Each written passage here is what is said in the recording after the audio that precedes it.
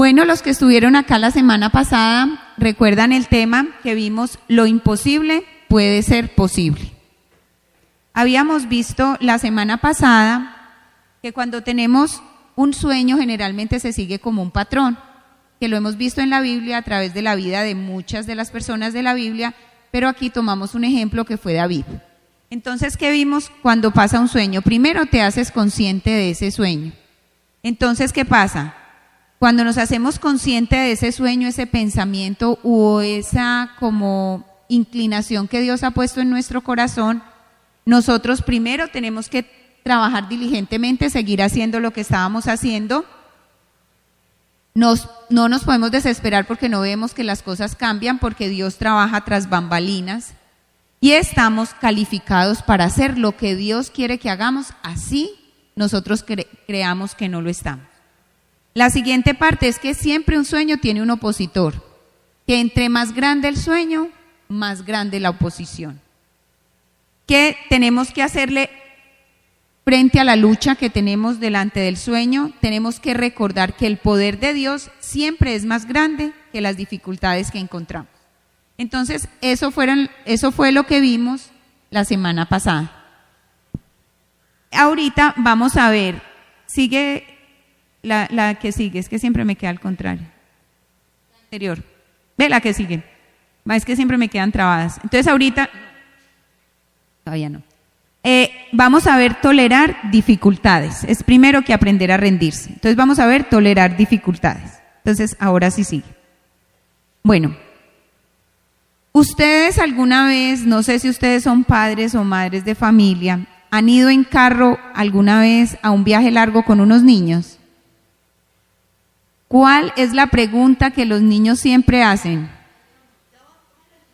¿Ya vamos a llegar o ya llegamos? Ya llegamos. Saben que el viaje dura 12 horas y llevamos 25 minutos y ya están preguntando que si ya llegamos. Vamos a ir al mar y aunque no ven mar, preguntan que si ya llegamos. Esa es, los viajes en carro son muy ricos mientras no sean con niños, porque lo enloquecen a uno con el, ya llegamos, ¿y cuánto falta para llegar? Y ya llegamos. Resulta que eso nos parece muy cansón, pero eso pasa en la vida de nosotros. Cuando Dios ha puesto un sueño en nuestro corazón y vemos que las cosas están demorando mucho, ¿qué le decimos a Dios? Ya llegamos. Miren lo particular, los niños saben que no han llegado, porque ellos saben que no han llegado, porque el carro no se ha detenido, porque no huele a mar o porque no hemos dicho niños llegamos, bájense. ¿Qué es lo que ellos tratan de hacer con preguntar ya llegamos? Están diciendo, quieren hacer como una declaración, estamos aburridos. Estamos aburridos en este carro. Ya jugamos eso. Nosotros hicimos un viaje por tierra, las niñas no estaban tan chiquitas, eso fue como en el 2011, no me acuerdo en qué año. Nos fuimos desde aquí hasta Bucaramanga, fuimos a Barichara, fuimos a Valledupar, al Cabo de la Vela, a Santa Marta, todo eso en carro y nos devolvimos. Entonces, ¿qué hacíamos? Inventarles juegos a ellas con las placas de los carros. No, mamá, ya nos vas a enseñar matemática. Bueno, sumen las placas de los carros, los que sean pares, impares, de todo. Les ponía a ver si se distraían. Pero llega un momento donde ellas ya no saben qué más hacer y ahí es donde empiezan, ya llegamos. Entonces, cuando un niño pregunta, ya llegamos, lo que está diciendo es que estoy aburrido, ya jugué todo lo que tú me dijiste que jugara, ya hice todo lo que tú me dijiste que hiciera, pero esto no sale como yo pensé que iba a salir. Yo pensé que este viaje en carro iba a ser muy rico, yo no me iba a aburrir, o yo no me iba a marear, o no me iba a dar hambre, o no iba a estar cansado de estar metido dentro de un carro. Entonces ahí es cuando ellos empiezan, ya llegamos.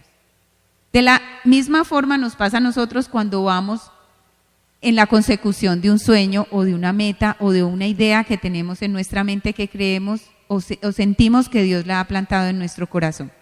Ya hicimos todo lo que teníamos que hacer, ya hemos jugado todos los juegos, ya nos aburrimos metidos entre ese carro, entonces empezamos a decirle a Dios, ya llegamos. Pero sabemos que no hemos llevado a cabo, pues porque el sueño no se ha hecho realidad. Entonces empezamos a hacer ese tipo de preguntas. Todos tenemos sueños, metas y ambiciones, pero queremos que pase, ¿cierto? Cuando nosotros pensamos que a la edad que teníamos ya deberíamos estar casados. Entonces ahí es cuando le preguntamos, pues yo creo que ya debí de haber llegado al viaje.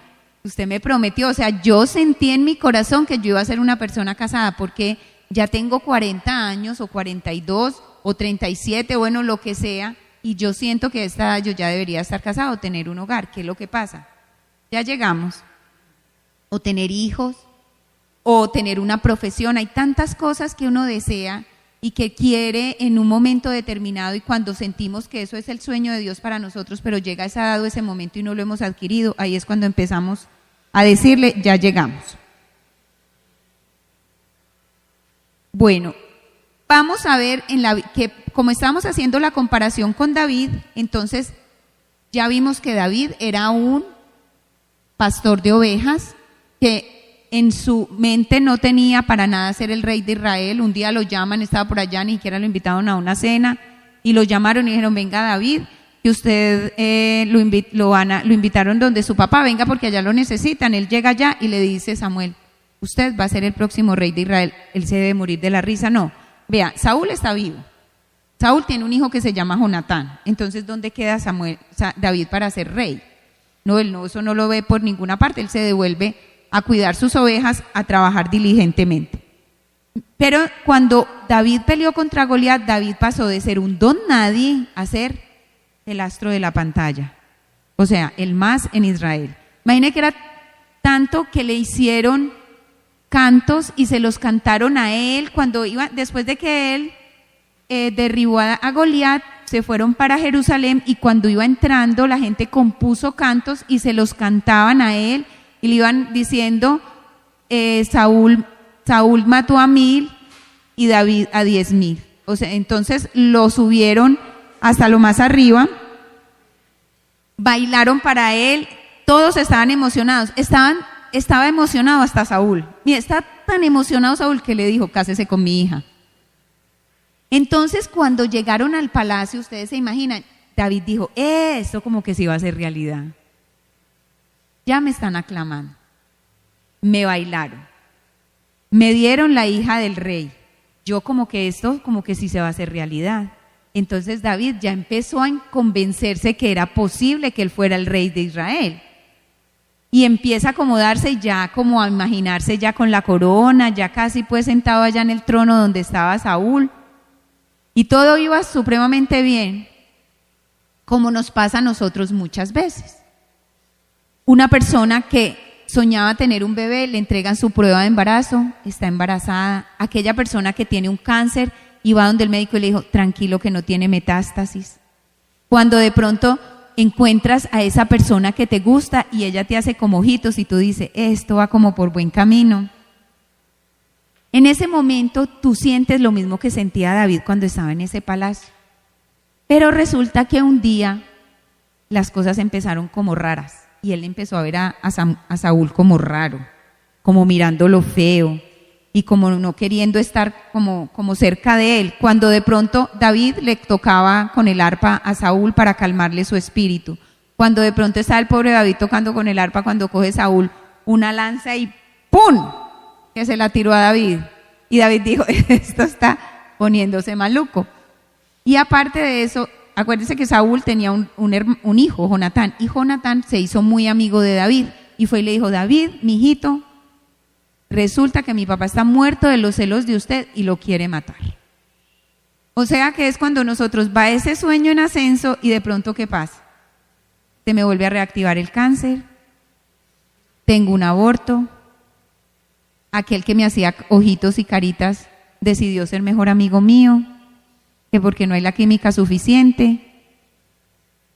Entonces ¿qué pasa? Empiezan esos sueños como a irse, como agua entre los dedos, empiezan a esfumarse. Y a David se le empezó a esfumar el sueño de ser rey. ¿Y qué hizo David? Cerró los puños para no dejar ir ese sueño. ¿Qué es lo que hace uno? Empieza a ver de dónde se pega para que eso se haga realidad. pero si era que yo ya lo tenía aquí lo tenía en la palma de la mano, ¿qué me pasó? Y empiezan y cierra los puños. Entonces, ¿qué siente él? Siente inclusive hasta que Dios está jugando con él, porque es, venga, le doy este juguetico, está muy contento, venga, yo se lo quito. Empieza a sentir uno eso, que Dios está jugando con nosotros y se enoja y siente pánico. Dale la siguiente. Entonces, ¿qué hace David? Sintió miedo, cerró sus puños y se fue. Y dice, David se dirigió a Nob a ver al sacerdote Ahimelech, que sorprendido salió a su encuentro y le dijo, ¿cómo es que vienes solo sin que nadie te acompañe? Claro, llegó David, es como si aquí viniera el presidente Santos solo y uno le dice, oiga, ¿dónde está la guardia presidente? Pues ¿dónde están todos? La gente que lo sigue a usted, que lo cuida, ¿no? El hombre llegó allá solo y David le contestó, el rey me ha ordenado atender un asunto. La primera mentira que dice David. ¿Saúl lo había mandado a hacer algo? Nada, absolutamente nada. Entonces le dice, el rey me ha ordenado atender un asunto y me ha dicho que nadie debía saber para qué me ha enviado ni cuáles son las órdenes que traigo. O sea, mentira tras mentira. En cuanto a los hombres bajo mis hombres, los he citado en cierto lugar. A propósito, ¿qué provisiones tienes a mano? Dame 5 panes o lo que encuentres. ¿A quién le está diciendo mentiras David? Le está diciendo mentiras a un sacerdote. Él no tenía necesidad de decirle mentiras a un sacerdote. ¿Qué pasó aquí? David empieza a mentir, a controlar y a manipular la situación. ¿Qué hacemos nosotros cuando sentimos que un sueño se está yendo de nuestras manos? Y hacer cosas como controlar, mentir y manipular la situación. Sigue. Pero vean, les digo una cosa, sigue. Los sueños que Dios nos regala nunca requerirán que abandonemos los principios de Dios. ¿Qué hizo David? Abandonó los principios de Dios, empezó a mentir. ¿Cuántas veces nosotros, porque queríamos un hijo y sentimos que Dios nos pidió un hijo, lo vamos a tener a como de lugar? Puede que sin papá, pero lo que es lo tengo. O estamos tan angustiados porque no hemos encontrado esa relación que creímos que Dios nos iba a permitir tener y terminamos teniendo relaciones con un hombre o con una mujer casada. O cuántas veces nos apropiamos de cosas que no son nuestras o utilizamos cosas para escalar en nuestro trabajo. Mentimos no necesariamente mentimos, divulgamos a otras personas, somos infidentes con los secretos de otro simplemente para obtener lo que nosotros queremos. Cuando nosotros perseguimos los sueños que Dios nos ha dado, tenemos mucha tentación a abandonar los principios de Dios. Nos olvidamos de ellos simplemente por conseguir ese sueño.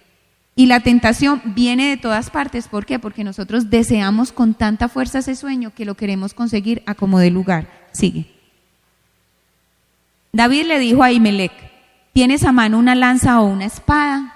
Claro, como ibas desarmado y tenía miedo, pues era tan urgente la orden del rey que no tuve tiempo para tomar mi espada ni mis otras armas. Miren lo astuto David, ¿sí ve el mundo de mentiras que dice? O sea, engancha toda una trama. El sacerdote le respondió, sí, tengo la espada de Goliat el filisteo que tú venciste en el valle de Elá. ¿Por qué tenían guardada en el templo la espada con la que él con la espada de Goliat? Porque eso era un recordatorio de lo que Dios había hecho por su pueblo. ¿A través de quién lo había hecho? Lo había hecho a través del mismo David. ¿Qué hizo? En ese momento, ¿qué era lo que David tenía que recordar? La espada de Goliat. Claro, ese hombre que yo maté cuando yo no era nadie, sin ninguna fuerza, lo hizo Dios a través de mí. Yo no tuve que poner nada, Dios me defendió, Él puso todo en mis manos. Esa espada era un recordatorio que Él no era el que lograba las cosas, sino que Dios las lograba a través de Él. En ese momentico era como si le debieron de haber prendido una luz a David en su cabeza, donde le dijeran, no huya, no manipule, no mienta, no transgreda los principios de Dios, que usted no tiene necesidad. Entonces, miren cómo a David se le escapa todo esto que con lo que esa espada debía recordarle a él en ese momento. Entonces, esa espada es un ícono de la fidelidad de Dios.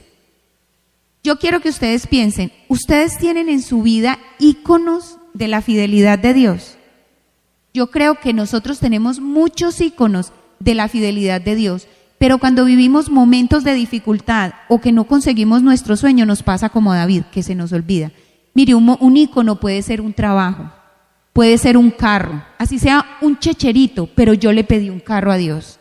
Puede ser mi matrimonio, mi casa, puede ser unos zapatos que anhelé con todo mi corazón, puede ser un amigo, puede ser un conjunto de personas, pueden ser tantas cosas que son un ícono para ti, que recuerden, así como esa espada le recordaba a los israelitas que Dios es fiel y nos salva sin necesidad de que nosotros lo hagamos nosotros mismos, sino que nos dispongamos.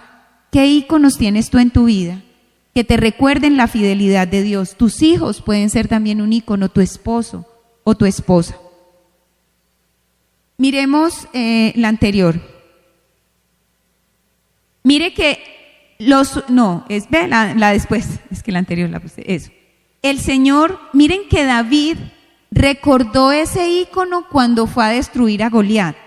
Mírenlo, el Señor que me ha librado de las garras del león y del oso, también me librará de las manos del filisteo. O sea, él tenía muy presente que habían íconos de fidelidad en su vida, pero cuando le pasó esto, se llenó de miedo, empezó a mentir y a controlar y a manipular toda la situación. Sigue. Si no reflexionas sobre la fidelidad de Dios en tu pasado, nunca podrás confiarle a Él tu futuro. Por eso es tan importante que seamos agradecidos, porque cuando tú eres agradecido, tú siempre recuerdas lo que han hecho por ti. No porque te lo merecías, sino porque es un regalo. Entonces, para que tú puedas confiar en Dios, para que tú le puedas confiar a Dios tu futuro, tienes que estar muy consciente de lo que Dios ha hecho en tu pasado. Si no, es muy difícil, porque es una manera de recordarte que Él es siempre el mismo y que tú le importas. Sigue. No, déjalo ahí. Miren, a veces puede ser una simple foto de un paseo que yo quería. Ese puede ser un ícono. O también puede ser un ícono, tu primer trabajo, algo que tienes en tu casa. Entonces, nosotros nos vemos muchas veces en la posición en que nos sentimos solos y Dios está con nosotros. Nos sentimos débiles y Dios puede ser nuestro poder. Miren, y después de esto, David siguió haciendo una cantidad de cosas muy regularmente hechas. Una de ellas fue que terminó en Gat. Gat era fuera del país de Israel. Él se fue a otra parte, se fue donde los filisteos, que quedaba Gat, y él sabía que estaba en un terreno muy peligroso, porque el rey de Gat sabía que él había matado a Goliat. Entonces él finge estar loco, sigue diciendo mentiras, finge estar loco y se va para Gat y se lleva a todos sus hombres. Imagínense que allá, cuando se dieron cuenta, ellos fueron a la batalla, allá se les robaron las esposas y todas las cosas a todos los guerreros de David.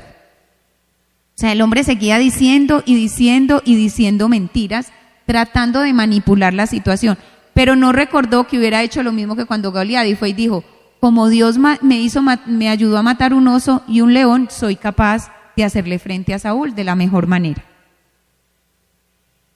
David tiene como un momento de lucidez.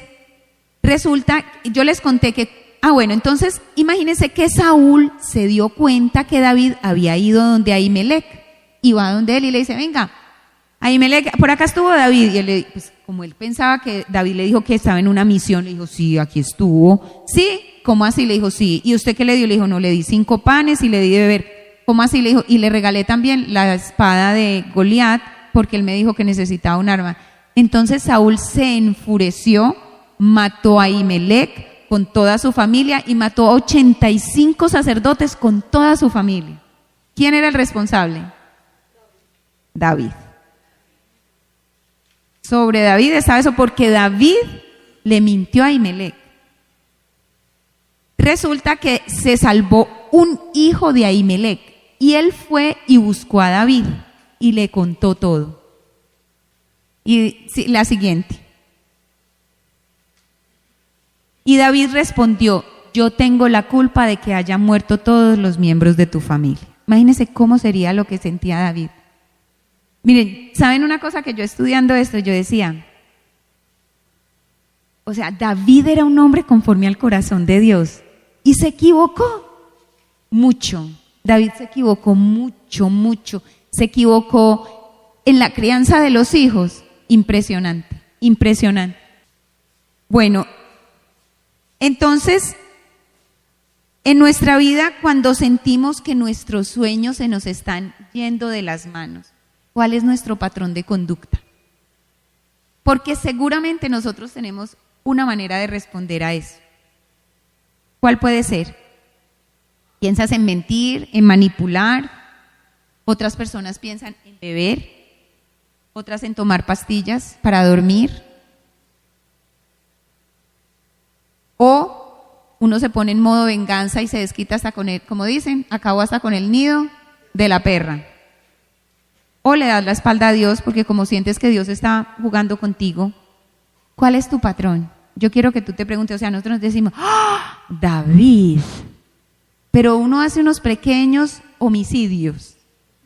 De pronto no 85 sacerdotes con la familia, pero unos cuantos sí. ¿Cuántos principios transamos? ¿Cuántas cosas hacemos por buscar nuestro sueño?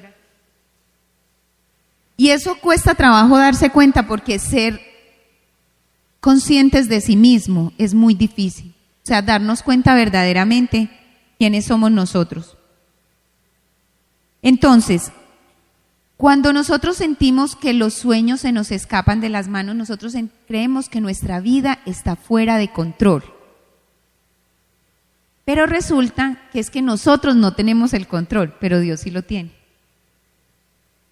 Pero como somos tan controladores, yo soy una persona muy controladora, impresionante. Pero me di cuenta por qué soy controladora. Y yo creo que eso nos pasa a la gran mayoría de los controladores.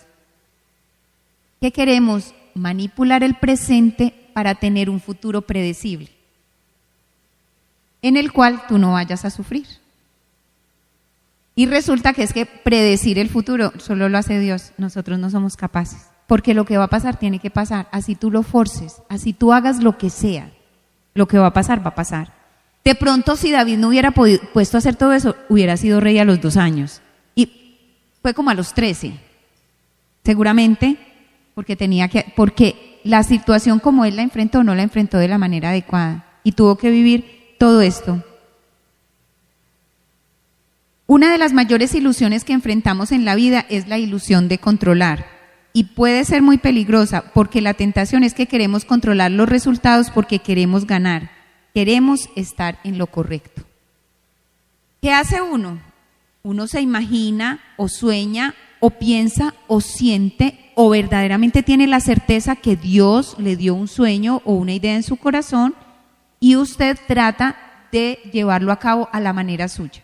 Ustedes recuerdan a Moisés.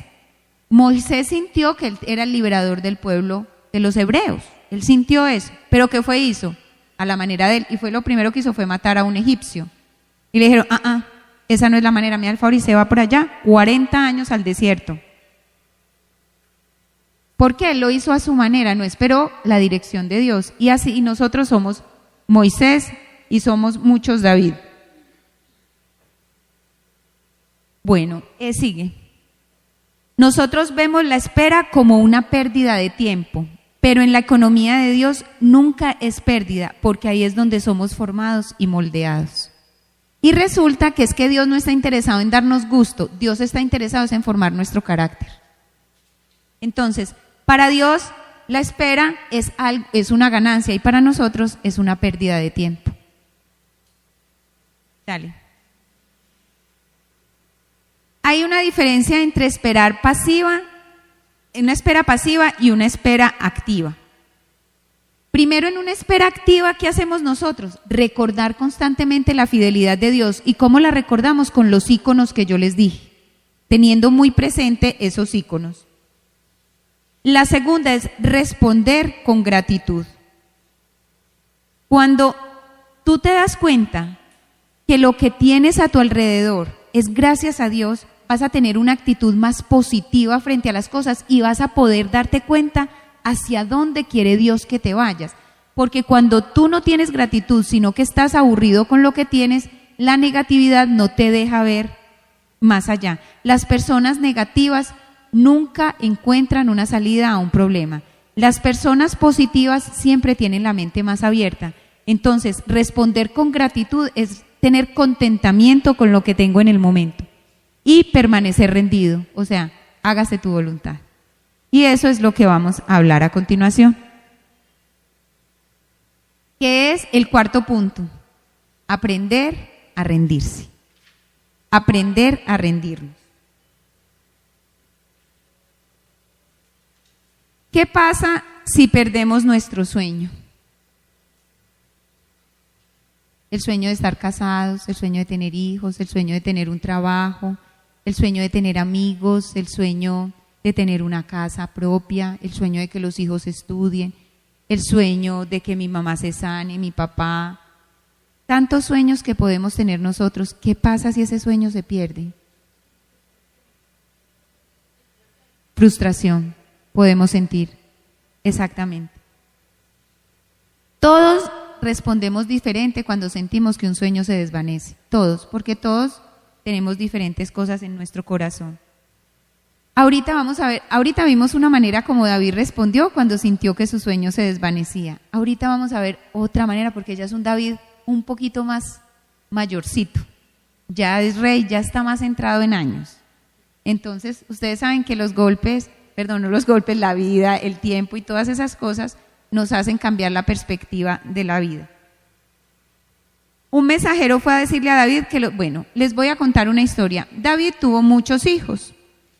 Y resulta que, yo no sé si ustedes saben que David cometió adulterio con una mujer que se llamaba Betsabé y mandó matar al marido de Betsabé y Urías el Eteo. Y entonces Natán, cierto que se llama el profeta, fue a hacerlo caer en la cuenta y David se arrepintió, pero Dios le dijo, ¿sabes qué va a pasar? Tu hijo se va a morir, el que acaba de nacer, y segundo, la espada no se apartará de tu casa. Y así fue. Entonces, aquí voy a contarles una de las partes donde la espada estuvo presente en su casa. Entre tantos hijos había uno que se llamaba Amnón y otra que se llamaba Tamar. Y resulta que Amnón se enamoró enloquecidamente de su hermanastra Tamar. Y tramaron con un amigo un plan de que él se hiciera el enfermo entonces el papá iba a visitarlo David y que él le dijera a David, papá, quiero que Tamar venga y me haga una comida delante de mí que estoy muy enfermito. Y entonces David le cumplió los deseos a Amnón y así fue, y Amnón abusó de Tamar y la violó. Entonces lo peor, entonces él le dijo, y después de eso la aborreció, entonces la rechazó. Ella le decía, no me hagas esto porque eso era peor. Era peor que la rechazara que la violara. Y él la rechazó, la repudió, entonces ella ya no podía, mejor dicho, era lo peor de Israel. El hijo Amnón, que fue el que la violó. Y ella era hermana de Absalón. Y Absalón se dio cuenta y fueron y le contaron a David. Y adivine qué hizo David. Nada. Ni regañó a Amnón, nada, no hizo nada. Entonces Absalón se murió de la ira. Entonces dijo, yo voy a tomar venganza por mi cuenta. Y él esperó un tiempo. Y al tiempo hizo un complot, los invitó a todos los hermanos y con los sirvientes de él mató a Amnón. Y David se enfureció, ahí sí, y desterraron a Absalón y lo mandaron a otro país. A los 3 años lo mandó, como por unos que fueron a abogar por Absalón. David dijo, bueno, que vuelva, pero no dejó que fuera al palacio, ni lo quiso ver ni nada. Entonces eso fue creando mucha amargura en el corazón de Absalón.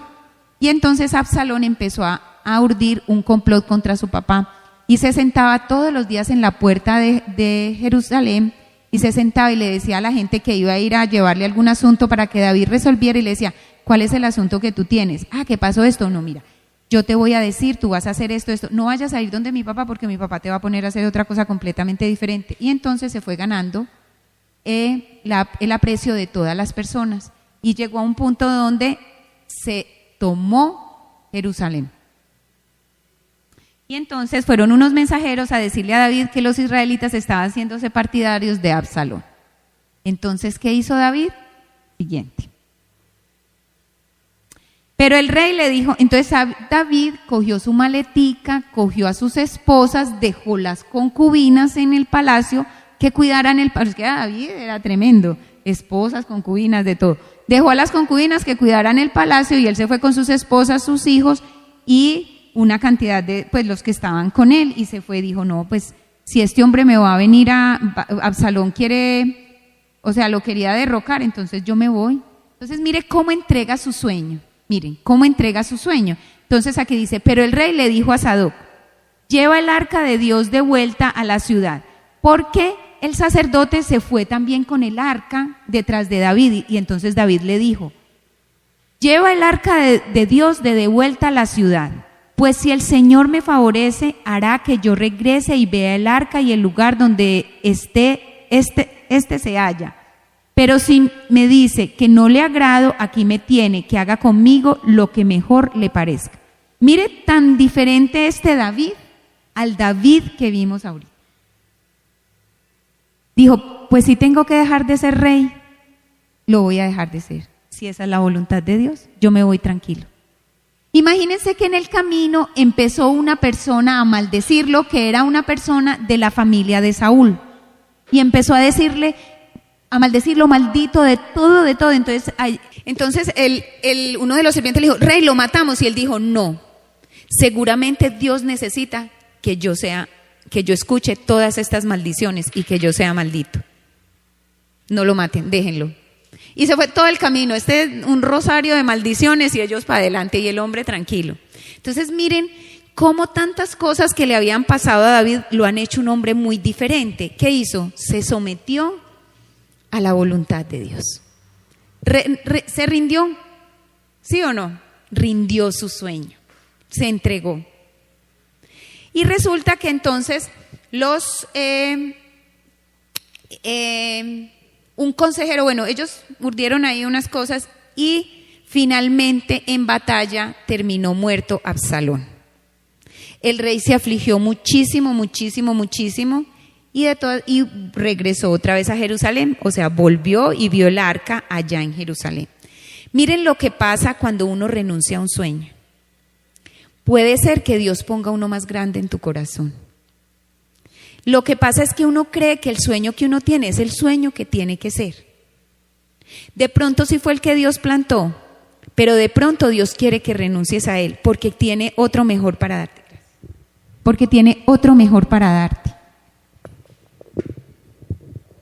Uno pinta un cuadro. Miren, hay un libro que leí y me parece que describe a las mujeres a la perfección. Se llama La princesa que creía en los cuentos de hadas. Nosotros pintamos un paisaje y nos queremos meter ahí. Y lo que no se ajuste a ese paisaje no sirve. Por eso cuando nos casamos, nuestro príncipe azul se convierte en sapo, no de sapo pasa a príncipe, sino al contrario. Porque usted jura que es el que está pintado en el cuento y usted va y lo trata y eso no encaja, es más chiquito, es más gordito, es más calvito, no encaja. Y eso es lo que nos pasa a nosotros pintamos un sueño y así sea un sueño puesto por Dios en tu corazón, hay la necesidad de que podamos renunciar a él en el momento que él quiera que renunciemos. Mire aquí. Y miren la anterior vez. David se pudo haber entregado cuando Saúl le lanzó esa lanza y haber dicho, Dios, ¿qué quieres tú que yo haga? ¿A dónde me voy? ¿Me escondo? ¿Qué? ¿Me quedo aquí? ¿Le hago frente? ¿Qué? No, él se fue e hizo una cantidad de cosas que perjudicó a tanta gente. ¿A cuántas personas hemos perjudicado nosotros tratando de manipular para conseguir nuestros sueños? ¿Cuántas veces hemos transgredido los principios de Dios? Hemos faltado al amor, a la misericordia, hemos mentido, hemos manipulado, ¿Cuántas cosas hemos hecho por conseguir lo que nosotros creemos que está en nuestra mente? ¿Qué hacemos entonces con nuestros sueños destruidos? ¿Qué hacemos con nuestras expectativas insatisfechas? Beber mucho, controlar, hacer cosas que hubiéramos querido hacer. Miren, yo pienso que la mayoría de los errores que nosotros cometemos son cometidos en el momento en que sentimos que lo que queríamos se nos está escapando de las manos. ¿Cuántas veces a uno lo echó un novio y uno se fue y se arrastró? Por favor, no te vayas. Y uno dice, y yo tan boba. Porque a usted se le está yendo el sueño de las manos. ¿Cuántas veces no hacemos eso? ¿O cuántas veces uno va a perder una materia y va donde el profesor a ofrecerle quién sabe qué para ganarse la materia? ¿O cuántas veces o cuántas cosas acepta uno por obtener lo que quiere? Uno piensa que eso lo viven otras personas, pero no es así. Miren, todas las personas que han tenido una relación con Dios siempre han tenido que esperar, siempre. Y nosotros no vamos a hacer la excepción. Miren, Abraham y Sara, ¿cuánto esperaron para tener ese peladito? Jacob, por Raquel, ¿cuánto trabajó Jacob por Raquel? 14 años trabajó por Raquel. Noé, ¿cuánto esperó para que cayera el diluvio? José, ¿cuánto estuvo en la cárcel para esperar a que se le cumplieran los sueños? Juan el Bautista, el pobre sí perdió, porque Juan el Bautista perdió en la cárcel y quedó y lo pasaron al papayo. Los discípulos en la tormenta tuvieron que esperar a que Jesús la calmara, ¿sí o no? Tuvieron que esperar a que la calmara. Y cuando estuvieron en el aposento alto esperando que viniera el Espíritu Santo, también tuvieron que esperar. Entonces, hay una relación muy estrecha entre la espera y ser transformados. Entonces, si estamos en el modo espera, es porque Dios necesita ejecutar en nosotros grandes transformaciones. Porque tu sueño está retrasado, no quiere decir que esté negado. Podemos confiar en el poder de Dios, pero no. Nosotros confiamos en el poder de Dios, pero no confiamos en el calendario de Dios. Sabemos que Dios es poderoso, pero cuando ya vemos que el tiempo va corriendo, nosotros decimos, no, es que este se equivocó, para él los años son, como los días son años y los años son siglos. Nosotros queremos las promesas de Dios, pero no queremos el proceso. Y eso sí, para poder obtener algo, tenemos que estar preparados para recibirlo. Dios quiere que confíes con todos los detalles de ese cuadro de tu futuro. Ese tipo de confianza es arriesgado porque hay muchas cosas desconocidas, inciertas, curvas, pasado. Pero serás sorprendido de todo lo que puede hacer Dios con una persona que rinde sus sueños a Él. Recordemos que este es Dios que puede convertir lo imposible en posible. Abre tus manos y confía que Dios puede hacer imposibles. Si tú cierras las manos como las cerró David, porque sientes que tu sueño se está deslizando como agua entre los dedos, ¿qué puede poner Dios ahí? Nada. No puede poner absolutamente nada. ¿Qué hizo David aquí? Abrió. ¿Y qué hizo Dios? Le devolvió el reino. Entonces, esa es mi invitación hoy, a que abramos nuestras manos para rendir ese sueño. El que tengas, el que Dios haya puesto en tu corazón. Y si tú no sabes si es Dios que lo puso, entonces pregúntale a Él si Él quiere eso para ti. Vamos a aprender a rendirnos y vamos a tratar de tolerar las dificultades. No vamos a manipular, a controlar, a transgredir los principios de Dios para poder obtener lo que nosotros queremos. Entonces los invito hoy para que cerremos nuestros ojos.